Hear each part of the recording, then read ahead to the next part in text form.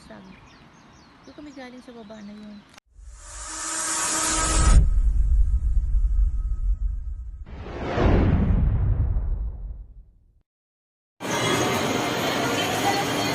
So guys, nandito kami ngayon sa Pizza Maro.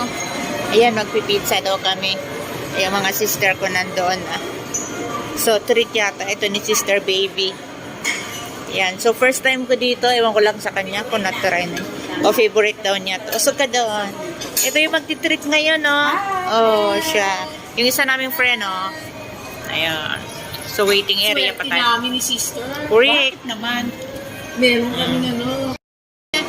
Hi, everyone. Andito kami ngayon. Sa Pizza Maro kasi gusto ko patikin sa mga sister ko yung mga pagkain. Oo nga. Ang sarap po dito, kaya kain na kayo. Mamaya, hintayin nyo yung aming order. Yan, nagpapasalamat kami sa sister namin. Ito yung treat. Yung last time na umalis kami, may sister naman yan. Pinag-shopping kami. Ay!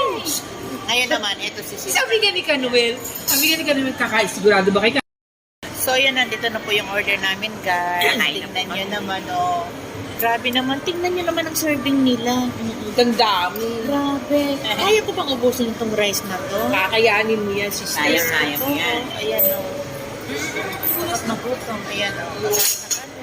Kain tayo. So, ito na po yung food namin, guys. Tingnan nyo naman, umorder pa si sister Pwede daw, pizza patalagyan pie. ng konting dressing. Hingi na lang po. Ayan. O, diba? Oh. Dito ako Parang namangha. nasa Japan tayo. Yes, Korean namangha food. ako. Ayan, oh. Korean na yung pagkain namin today. So, arat na. Kain mo na.